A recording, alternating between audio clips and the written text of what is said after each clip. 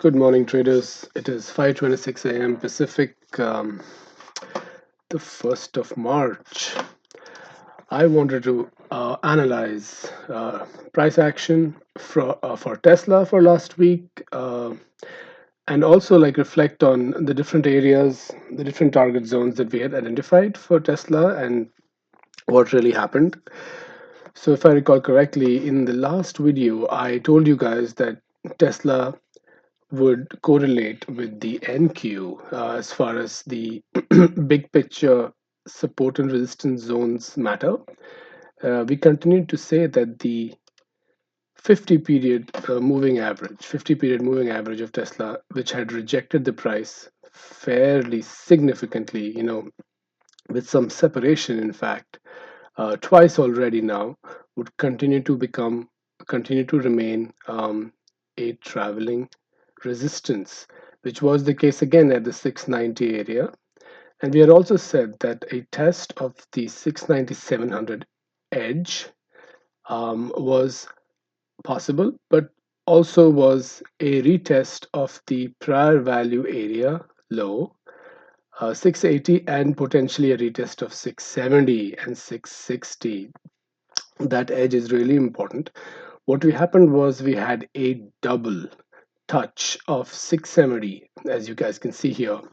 Now, this is pretty much in line with what we've been talking about for what should happen in Tesla for the past couple of weeks now, right? We have not been off at all in our thinking about how Tesla should behave. There were a couple of significant edges that I called out fairly early in this analysis cycle, and what has happened is that those are being tested, rejected, and the price has started to obviously kind of consolidate into a little wedge over here, which I will just quickly make using our friendly neighborhood trend lines right here. See, now there's no essentially no major significance to such a particular use of the trend lines. Is not a big deal as much as it is just an area of balance, right? A normal distribution is also in some sense a wedge. That's what I'm trying to say. Like, what's happening here is that we, as expected, and as I told you guys earlier, we were expected to create a nice little modal shape here between the 720 and 650 area. That's starting to happen, although it is a little skewed in B for boy, B-shaped profile fashion. As you can see now, for 2 consecutive days, we saw a little bit of a skew of the point of control, which is the 70% of the volume of the session where the price trades, right? 70% of that volume was around 700-ish 2 days ago, but then the last traded day, it was again skewing downwards and it was at the 670 area. This is all fine, but if NQ finds significant support at its 12750 level, as we had expected, 750 760 level, which corresponded to Tesla's finding support at the 620 level, we can expect a bounce up to 740 and potentially the 790 edge, guys. This is what we've been saying for a while now. This upper edge before the look below and go happened, this upper edge is significant resistance for Tesla. So start thinking 770, start thinking naked POC gap fill 781, but only if NQ finds support, right? We need to make sure we think of the Tesla stock in conjunction with the Nasdaq 100. Now that's not really necessary. I mean, if you want, you can definitely go out on a limb and wager that Tesla will not correlate with NQ for the foreseeable future or in the near term. That's fine. You can place your bets that way. But since I trade futures, I trade the ES and the NQ. I would rather analyze stocks that continue to correlate or continue to shape my thinking, assuming that they correlate in the future. Okay. So anyway, that's just my philosophy of trying to understand what Tesla price action is going to be. So again, what I'm looking to do is a further balancing in the area of in this area, and a test of this edge as well, 664. Now I know we are trading at 687, 688 in pre-market, looks like. So we are about here, 687, right about here. Actually, we're above the prior close, which is a good sign. We are above prior settlement.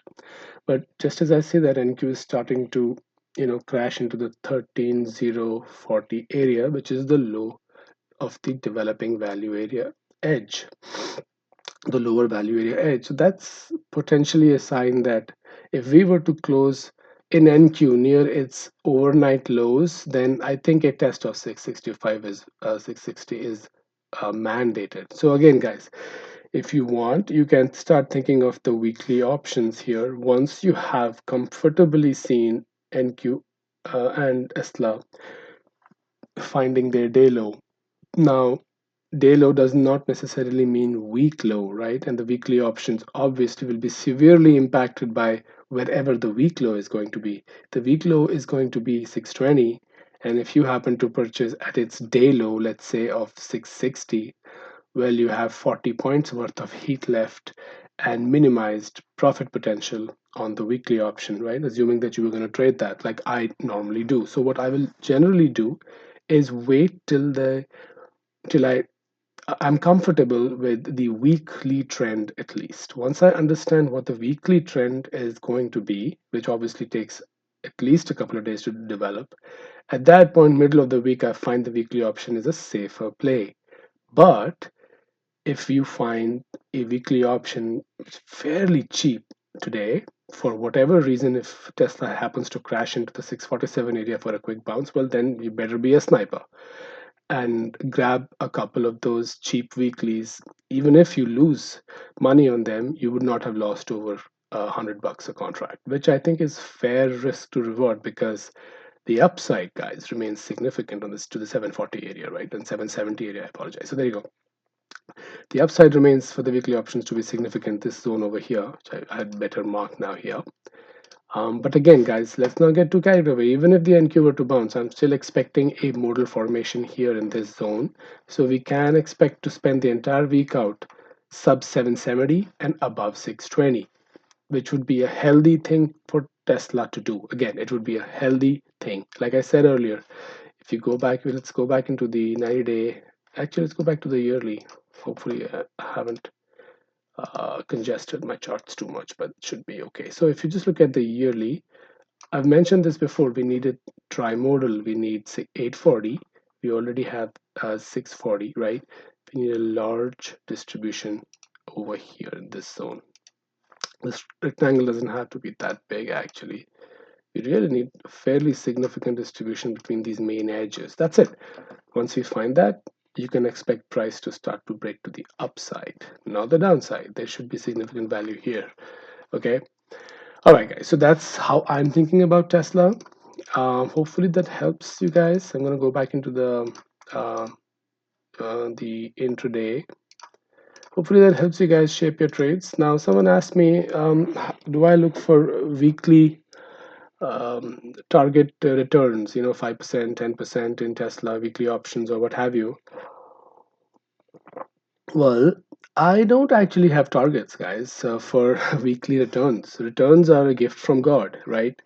You get lucky, you make significant return. Sometimes you just scratch a trade or just scrape by. Like for example, last week I had significant returns in Tesla weekly options uh, trading this area. I really needed to understand how to draw a ray here in an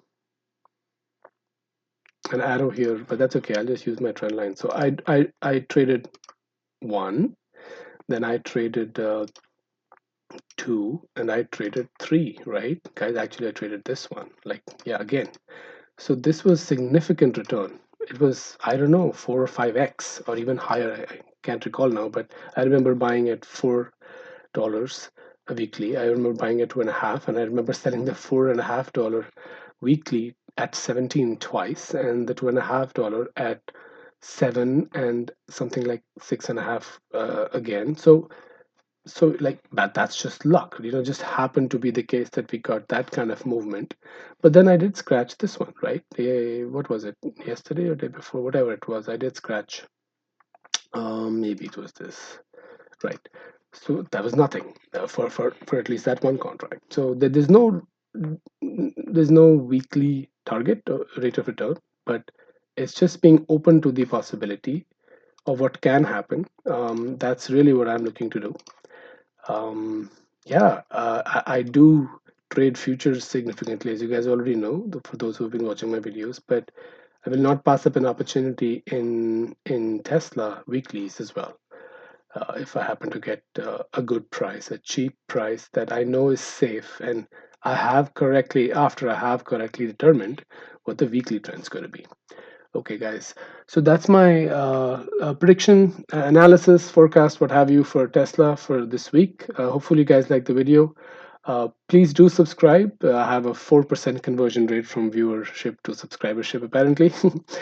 Could help with some improvement on that. Thanks so much, guys. Thanks for watching. Bye.